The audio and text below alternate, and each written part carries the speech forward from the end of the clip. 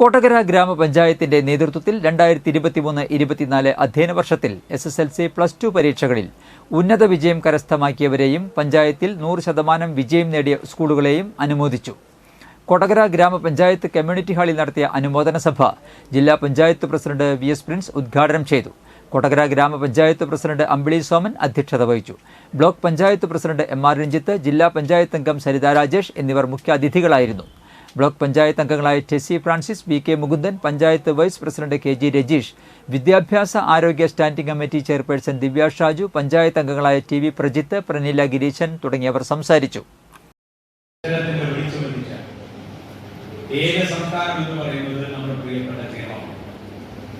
അതുകൊണ്ടാണ് ഈ കേരളം വിദ്യാഭ്യാസ മേഖലയ്ക്ക് വേണ്ടി നമ്മുടെ പൊതുസമ്പത്തിന്റെ ഏറ്റവും വലിയ പണം ചെലവഴിക്കുന്നത്.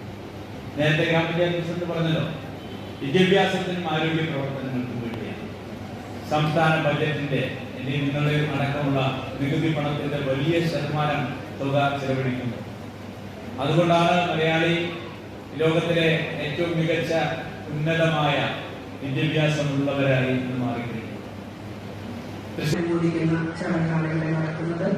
ഈ പരിപാടിക്ക് സ്വാഗതം പറഞ്ഞ് ഗ്രാമപഞ്ചായത്തിന്റെ വൈസ് പ്രസിഡന്റ് KG രജീഷ്, അനുമോദന ചടങ്ങ് ഔപചാരികമായി ഉദ്ഘാടനം നിർവഹിക്കുന്ന പ്രിയങ്കരനായ ജില്ലാ പഞ്ചായത്തിന്റെ പ്രസിഡന്റ് VS പ്രിൻസ്, ജില്ലാ പഞ്ചായത്തിന്റെ